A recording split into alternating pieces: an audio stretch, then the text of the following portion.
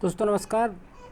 यदि आपने पीएनएचटी का फॉर्म भर रखा है और यदि आप पीएनएचटी की तैयारी कर रहे हैं तो स्टूडेंट्स आपको ये बहुत ज़रूरी है कि आप जो क्वेश्चन हैं उनको रिपीटेड क्वेश्चन को आप तैयारी कर रखे हैं।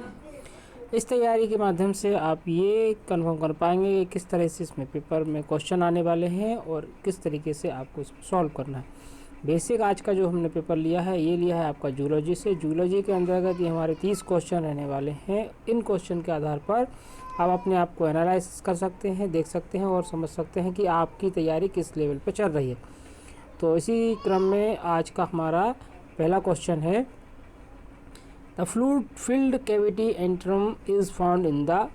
तो आपको बताना है कि तरल से भरा हुआ गुहा कोटर कैविटी एंट्रम किस में पाया जाता है। क्या वो टेरिटरी फॉलिकल्स में, सेकेंडरी फॉलिकल्स, प्राइमरी फॉलिकल्स या फिर प्राइमरी फॉलिकल्स या फिर प्राइमरी ऑक्सी में पाया जाता है। तो इसका जो सही आंसर वो है आपका टेरिटरी फॉलिकल्स में आपका ये पाया जाता है, तृतीय पुटिक में पाया जाता है। बढ़ते हैं नेक्स्ट क्वेश्चन की तरफ और देख लेते हैं नेक्स्ट क्वेश्चन क्या कहने वाला है।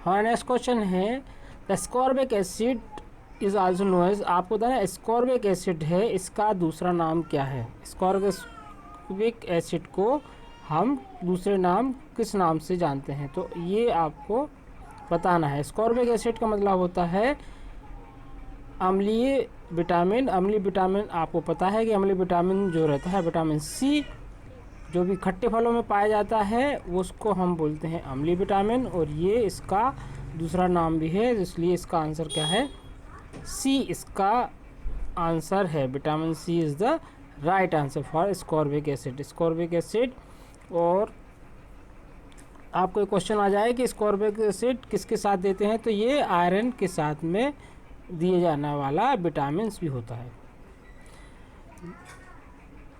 नेक्स्ट क्वेश्चन हमारा है,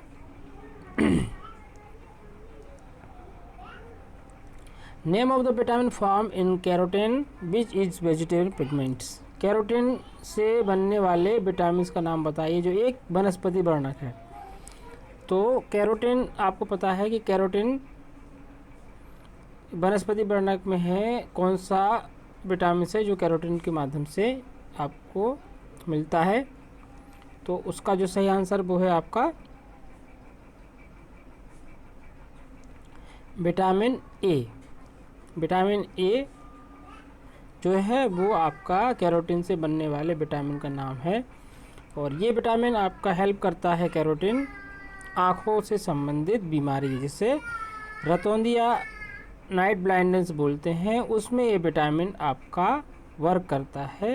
तो ये यदि आपका नाइट ब्लाइंडनेस से संबंधित भी क्वेश्चन यदि आपका आ जाता है तो भी आपको विटामिन ए इसमें आपको राइट आंसर करना है, और यदि आपका कैरोटीन से संबंधित यदि क्वेश्चन आता है तो उसमें भी आपको क्या है, विटामिन ए आपका इसमें राइट आंसर है।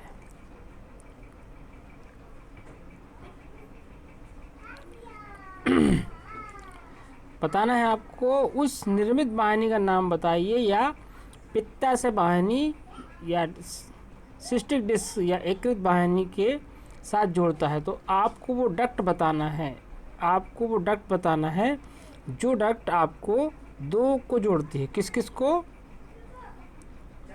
Cystic duct joint with the hepatic duct. तो आपको ऐसी डक्ट का नाम बताना है जो इन दोनों को कनेक्ट करती है। तो कौन सी कनेक्ट करती है, क्या वो हेपेटो पैंक्रेटिक डक्ट है, पैंक्रेटिक डक्ट है, या फिर कॉमन बाइल डक्ट है, या फिर सलेवरी डक्ट है। तो इसमें जो आपको बताना है हेपेटो पैंक्रेटिक डक्ट, हेपेट या फिर अम्ला उसको लीवर वाले और पैंक्रियाज को जोड़ती है, और आपको इसका जो सही आंसर है पैंक्रेटिक डक्ट आपका पैंक्रियाज में पाई जाती है। सलेवरी डक्ट्स आपकी जो है सलाइवरी ग्लैंड्स के लिए पाई जाती है मुंह में। तो जो आपका आंसर है वो है आपका कॉमन बाइल डक्ट। जो कॉमन बाइल डक्ट है वो आपके सिस्टिक डक्ट को और हेपेटिक डक्ट को, सिस्टिक डक्ट को प्लस हेपेटिक डक्ट को जो जोड़ती है वो क्या है, आपकी कॉमन बाइल डक्ट है। तो इसका जो सही आंसर वो है आपका तीसरा नंबर का कॉमन बाइल डक्ट। बढ़ते हैं नेक्स्ट क्वेश्चन की तरफ, देख लेते हैं क्या है आपका नेक्स्ट क्वेश्चन। अब आपको बताना है कि ये जो डर्मेटाइटिस,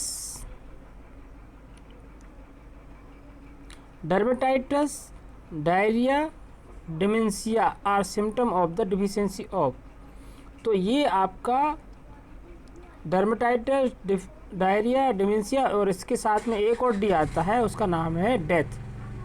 तो ये 4D की डिसीज़ आपकी प्लेग्रा और इसमें पाए जाने वाली डिसीज़ है।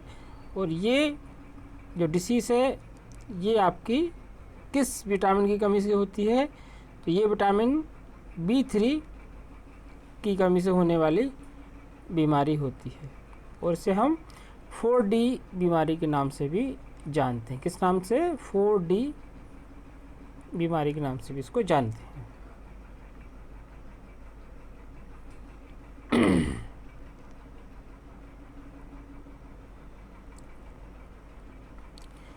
नेक्स्ट क्वेश्चन हमारा है पेट और पाचन तंत्र, पेट और पाचन तंत्र की संधि पर पाए जाने वाली वृत्ताकार मांसपेशी होती है। तो आपको बताना है कि ऐसी गोल मांसपेशी कहाँ पे पाई जाती है जो कि सर्कुलर मसल्स होती है। सर्कुलर मतलब गोल मसल्स होती है। तो एनल स्प्लिंक्टर, कार्डियक स्प्लिंक्टर, मेसेनर स्प्लिंक्टर या फिर पाइलोरिक स्प्लिंक्टर। तो आपको बताना है कि ये जो सर्कुलर मसल्स है वो आपकी कहाँ पाई जाती है।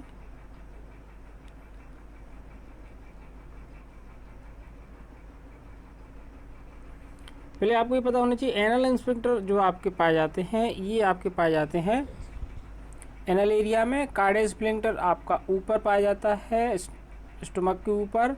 मेसेनिक अलग पाया जाता है। और पाइलोरिक स्टेनोसिस की एक बीमारी होती है। और या फिर पाइलोरिक स्प्लिंक्टर जो होता है ये आपका पाया जाता है जंक्शन ऑफ स्टमक एड्यूडेनम। अब आपको ये थोड़ा सा, एक मिनट,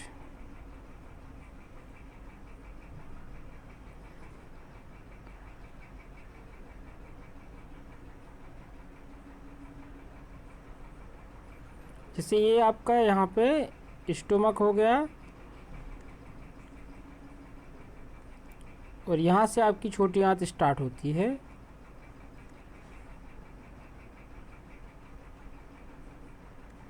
और इन दोनों के बीच में यहाँ जो जंक्शन में जो पाया जाता है स्प्लिंक्टर ये कहलाता है आपका पाइलोरिक स्प्लिंक्टर।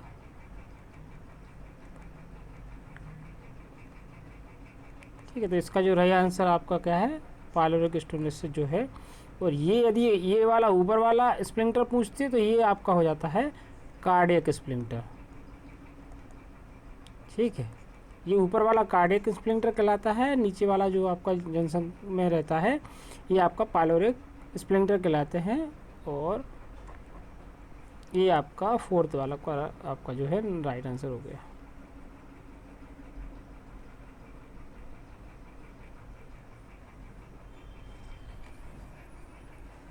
पीट पिंड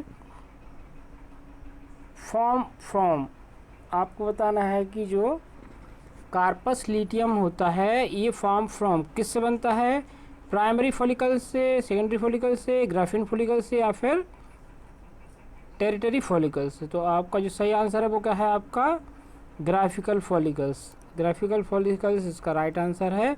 और ये ग्राफिकल फॉलिकल्स आपके कहाँ बनते हैं, ये बनते हैं आपके ओवरी के अंदर।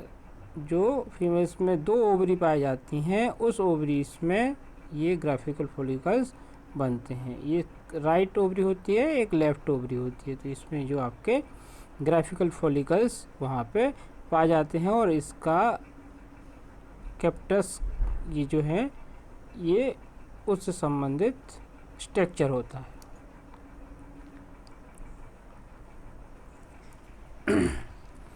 क्वेश्चन है कि which of the following is the birth control device use by male. तो आपको बताना है कि ऐसी बर्थ कंट्रोल की डिवाइस जो पुरुषों द्वारा इस्तेमाल की जाती है, तो वो आपकी कॉपर टी फीमेल्स में यूज़ होती है, डायफ्राम फीमेल्स में यूज़ होता है, condom use for male oral person ये आपका फीमेल्स में यूज़ है। तो इसका जो राइट आंसर वो है आपका तीसरे नंबर का, ठीक है, condom is the right answer.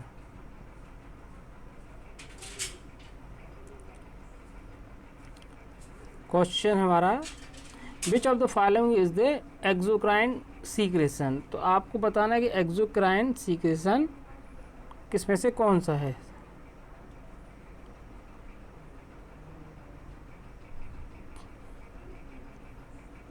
तो एक्सोक्राइन और एंडोक्राइन दो प्रकार के सीक्रेशन होते हैं, एक होता है एक्सोक्राइन और एक होता है एंडोक्राइन। तो एक्सोक्राइन जो होता है वो आपका डक्टलेस होता है और दूसरा जो होता है वो आपका डक्ट के थ्रू होता है। तो सलाइवरी ग्लैंड्स आपका क्या है, एक्सोक्राइन सीक्रेशन, ठीक है।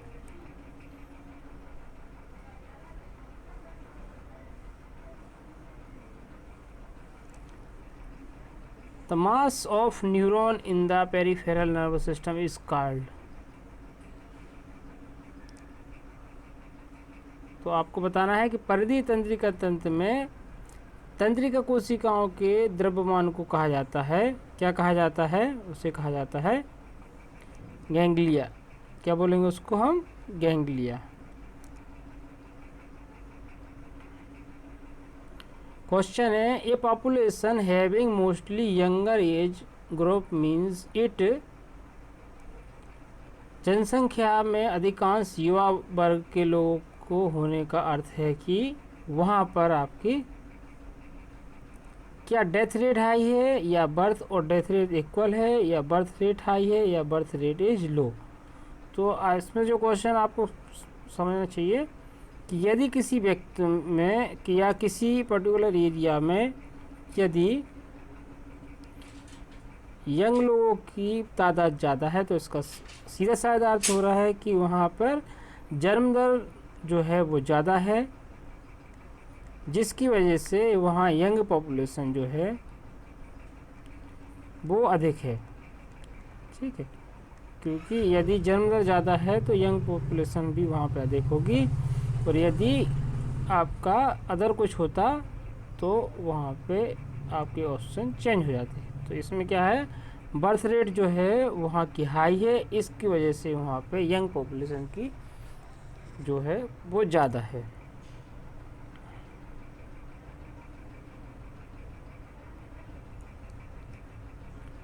अब आपको बताना है कि मादा में अंडोत्सर्जन के कारणों को माना जाता है, क्या माना जाता है,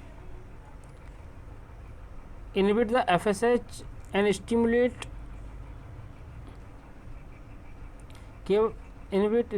केवल अग्र पीयूषिका द्वारा FSH को रोकना और LH स्त्राव को उत्तेजित करना, या ऑल ऑफ द अबव, या फिर increase the salt concentration of the liquid follicle only, या increase in the osmotic pressure and rupture of the follicle graphic only. तो इसका जो सही आंसर वो क्या है, ऑल ऑफ द अबव। ये सभी कथन सत्य हैं। मादा के अंडोत्सर्जन के कारण को यदि हम जाने तो ये पूरी प्रक्रिया उसमें होना जरूरी रहता है। तो इसका सही आंसर क्या है, all of the above.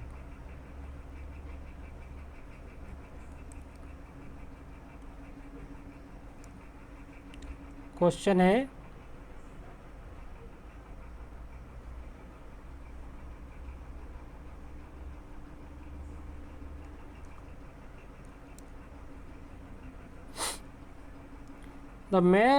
the best method of overcome inhibiting depressed breathing।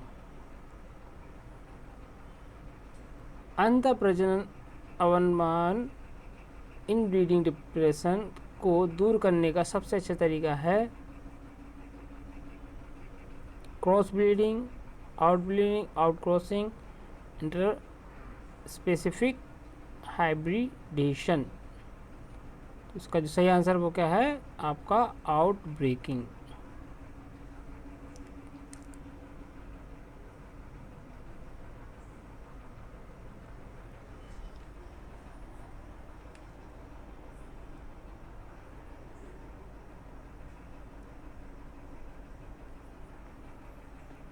आपको बताना है कि निम्नलिखित में से कौन सा इन सीटू संरक्षण के तहत शामिल नहीं है। तो उसका सही आंसर है बोटेनिकल गार्डन, वनस्पति उद्यान इन सीटू संरक्षण के तहत में नहीं आता है। एक क्वेश्चन है, निम्नलिखित में कौन सा निएंडरथ मानव की विशेषता नहीं है। तो which of the following the further Neanderthal man. तो इसका सही आंसर है आपका डेवलप्ड कैव आर्ट। ये उसके अंतर्गत उसकी विशेषता नहीं रहती है।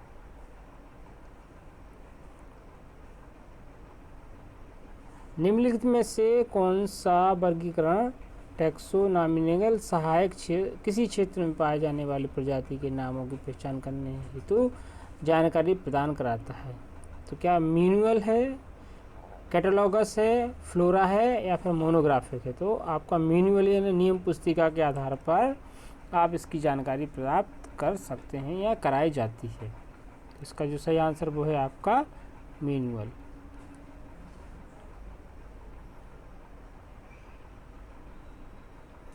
अब आपको बताना है इसमें कि जैविक वर्गीकरण में पदक अनुमान का सही क्रम बताइए। आपको बताना है कि इसका जो क्रम है वो सही बताना है। तो आपको ये है कि जगत, वर्ण, गण, संघ, कुल, वंश और जाति, ये आपका है। तो इसका जो सही क्रम है वो है आपका किंगडम, इसके बाद है फाइलम, फिर क्लास, फिर ऑर्डर, फिर फैमिली, फिर जीन, फिर स्पीसीज। तो ये आपके तर्क संगत कुछ क्वेश्चन आ जाते हैं और उन्हें आपको कैसे सॉल्व करना है ये आप थोड़ा सा ध्यान रखें, बिकॉज ये क्वेश्चन अलग टाइप से हर बार चेंज हो जाते हैं। तो इसका तीसरा नंबर का जो कौन सा है वो आपका सही आंसर है। और इस प्रकार के जो क्वेश्चन कभी कभी आपके रीजनिंग में भी पूछ लिए जाते हैं, जिसमें आपको पदानुक्रमांक के आधार पर एक सही क्रम बताना होता है।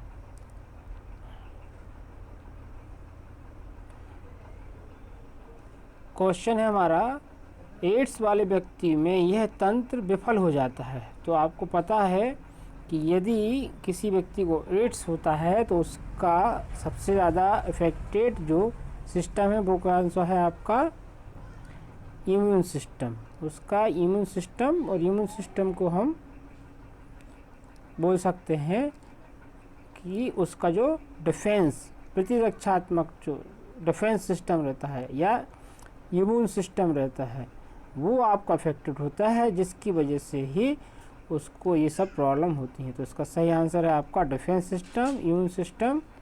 इसमें व्यक्ति जो एड्स से संबंधित बीमारी में ग्रसित रहता है उसको ये आपको कॉम्प्लिकेशन देखने को मिलता है, क्योंकि उसको जो भी बीमारी होती है उसमें कुछ अधिक मात्रा में उसको इफेक्ट करती है। इसकी वजह से ही उसमें जो बीमारियां बढ़ती जाती हैं और वही उसकी डेथ का कारण होता है, क्योंकि उसकी जो डिफेंस सिस्टम होती है, बीमारियों से लड़ने की जो क्षमता होती है वो धीरे धीरे ख़त्म होने लगती है और उसको दूसरी कॉम्प्लिकेटेड आने लगती हैं। और सबसे ज़्यादा यदि किसी व्यक्ति में एड्स के बाद में बीमारी होती है तो वो होती है आपकी टीबी की बीमारी, ट्यूबरकुलोसिस उसको अधिक और जल्दी तरीके से लगता है, क्योंकि टीबी के जो बैक्टीरिया होते हैं इम्यून कॉम्प्रोमाइज डिसीज़ रहती है। जैसे ही आपकी बॉडी में इम्यून सिस्टम की कमी पड़ती है ये अपने आप आपको ग्रसित कर लेती है। तो टीबी के पेशेंट्स हो जाते हैं यदि कोई व्यक्ति एड्स से पीड़ित है, इसलिए उसका नाम ads acquired immuno deficiency syndrome, मतलब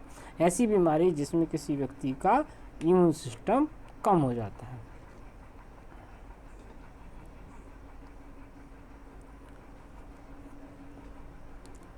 नेक्स्ट क्वेश्चन है, निम्नलिखित में से संवहनी संबंध है जो पाचन मार्ग और यकृत के बीच मौजूद है। तो आपको बताना है कि एक ऐसा संबंध जो आपका डाइजेस्टिव सिस्टम और उसके साथ में आपका यकृत यानी लीवर के साथ में, लीवर और डाइजेस्टिव सिस्टम के साथ में आपस में कनेक्टेड सिस्टम है। और वो सिस्टम कौन सा है, वो है आपका हेपेटोपोर्टल सिस्टम। हेपेटो मतलब होता है लीवर और पोर्टल मतलब होता है पोर्टल सिस्टम, तो ये दोनों आपस में कनेक्ट होते हैं और ये दोनों ही डाइजेस्टिव सिस्टम में इन्वॉल्व होने वाले सिस्टम हैं। ठीक है, तो इसका जो सही आंसर है आपका हेपेटोपोर्टल सिस्टम या 4th नंबर का क्वेश्चन का आंसर। अब आपको बताना है कि डुचेट सिंड्रोम एक ऑटोसोमल आनुवंशिक विकार है जो निम्न कारण से होता है। तो आपको बताना है कि इसमें से आपका सही आंसर कौन सा है। तो डेलेटेशन यानी ब्लोपन जो है वो एक कारण है जो इस प्रकार के सिंड्रोम को डेवलप करता है। सी डुचेट सिंड्रोम एक ऑटोसोमल मतलब होता है आपका अपने अंदर की ही कुछ ऐसी संरचनाएं, अपना जीन सिस्टम के अंदर कुछ ऐसे चेंजेस आ जाते हैं जिसकी वजह से आपकी बॉडी के अंदर ही ये बीमारी उत्पन्न होने लगती है, और उसका एक रीज़न आपका डेलेटेशन यानी ब्लोपन उसका एक बहुत बड़ा कारण है। क्वेश्चन है हमारा, वह उपकरण जो फुस्फुसी प्रकार के निदानिक कार्य में मदद करता है। तो आपको बताना है कि एक इंस्ट्रूमेंट है जो आपको कहाँ पल्मोनरी फंक्शन में उसका आपके लिए मदद करता है। तो ये आपको पता है कि स्पेक्ट्रोमीटर बीपी की नापने के लिए यूज होता है, एमोमीटर अदर है, बैरोमीटर अलग है, लेकिन स्पायरोमीटर होती है। स्पायरोमीटर की संरचना आपने यदि देखी हो तो कुछ इस टाइप से संरचना इसकी पाई जाती है। इससे उसमें 3 या 4 ऐसे मैक्सिमम 3 ज़्यादा रहते हैं, उसमें ऐसी बॉल्स रहती हैं हरे कलर की, पीले कलर की और लाल कलर की, और एक यहाँ से पाइप कनेक्टेड रहता है, और इस पाइप के द्वारा आप व्यक्ति उसमें से हवा भरता है और ये बाइल आपकी ऊपर की तरफ जाती हैं। यदि इसमें आपकी जो बाइल है सबसे पहले आपकी लाल ऊपर जाएगी, फिर पीली जाएगी और फिर इसमें हरी जाएगी। जिस व्यक्ति की हरी बाइल ऊपर तक जाना लगती है तो उसके जो लंग्स की जो कैपेसिटी है वो काफ़ी अच्छी मानी जाती है, और इसी के आधार पर उसकी एक्सरसाइज कराई जाती है जिससे कि उसके लंग्स अधिक वर्किंग करें। तो इसका जो सही आंसर है वो स्पायरोमीटर, ये डिवाइस का नाम है क्या है, स्पायरोमीटर। तो इसका ये सही आंसर है।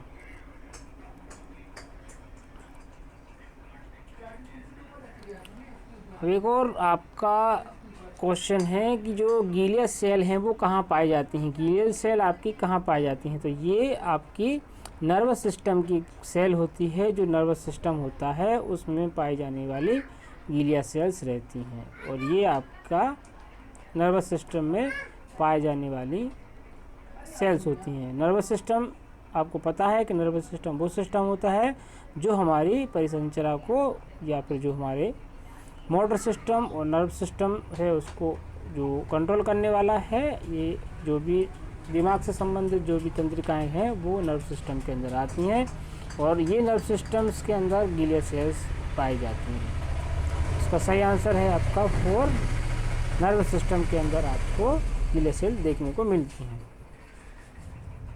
अब आपको बताना है कि अलावा शरीर रूपा में 3 लक्षीय हृदय होता है। तो आपको मनुष्य में आपको पता है कि ये आपका मनुष्य में जो हृदय पाया जाता है उसमें कितने चेंबर होते हैं, 4 चेंबर होते हैं। उस 4 चेंबर में आपके 2 आर्टिकल और 2 वेंट्रिकल, एट्रियम और 2 वेंट्रिकल होते हैं। ऊपर एट्रियम पाए जाते हैं, नीचे वेंट्रिकल पाए जाते हैं। लेकिन ऐसा कौन सा जानवर है जिसमें आपके 3 चेंबर पाए जाते हैं। तो वो आपका जानवर है मगरमच्छ। कौन सा है, मगरमच्छ। मगरमच्छ में आपके 3 पाए जाते हैं, ठीक है। बाकी में 4 पाए जाते हैं, मगरमच्छ में कितने पाए जाते हैं, 3 कक्ष या 3 चेंबर पाए जाते हैं, ठीक है। अब आपको बताना है कि which of the following is not the treatment of cancer. Cancer की बीमारी में क्या क्या उपयोग किया जाता है एक को छोड़कर, तो आप उसको बताइए। उसको कीमोथेरेपी लगती है, आपको पता है कीमोथेरेपी उसमें चलती है। फिजियोथेरेपी आपको लगती है या नहीं लगती वो बताना है। इम्यूनोथेरेपी आपको लगती है और रेडियोथेरेपी भी आपको लगती है, बिकॉज रेडियोथेरेपी से सेल्स को जलाया जाता है, इम्यूनोथेरेपी के द्वारा उसकी इम्यून कम्प्रोमाइज़ की जाती है, कीमोथेरेपी के द्वारा उसको दवाइयों के थ्रू उसको सेल को डिस्ट्रॉय किया जाता है, और फिजियोथेरेपी जो होती है वो होती है आपकी मसल्स या फिर हड्डियों संबंधित जो किसी को बीमारी हो जाती है, चोट लग जाती है, तो उसके रिहैबिलिटेशन के लिए ये वाली थेरेपी यूज़ की जाती है। तो फिजियोथेरेपी नहीं की जाती है कि इसमें कैंसर के मरीजों में। अब आपको बताना है कि मृत्यु दर की तुलना में जन्म की उच्च दर दर्शाने वाली जनसंख्या दर्शाती है। तो आप उसको एक्सपोनेंशियल ग्रोथ, फ्लूइडिक परिवर्ती वृद्धि, ह्रासमान, शून्य जनसंख्या वृद्धि या फिर चार घातीय वृद्धि। तो आपको बताना है चार घातीय वृद्धि। यदि व्यक्ति की जो हाईएस्ट रेट ऑफ बर्थ है देन मोर्टेलिटी, मतलब किसी व्यक्ति में यदि जन्म दर ज़्यादा है और किसी एरिया, पर्टिकुलर एरिया में, किसी भी कंट्री में यदि जन्म दर की मात्रा ज़्यादा है और मृत्यु दर की मात्रा कम है, तो अल्टीमेट इसका रीज़न होगा कि उसकी जो पॉपुलेशन है वो बढ़ती जाएगी और इस प्रकार की बढ़ने वाली दशा को हम क्या बोलते हैं, इसको बोलते हैं चार घातीय वृद्धि। ठीक है, तो इसमें आपका जो आंसर है वो आपका फोर्थ वाला सही है।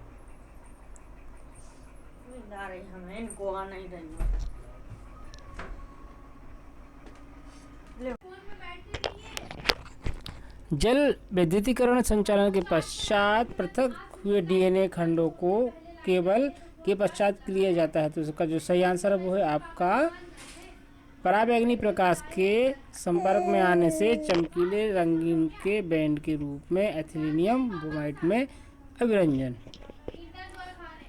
नेक्स्ट क्वेश्चन है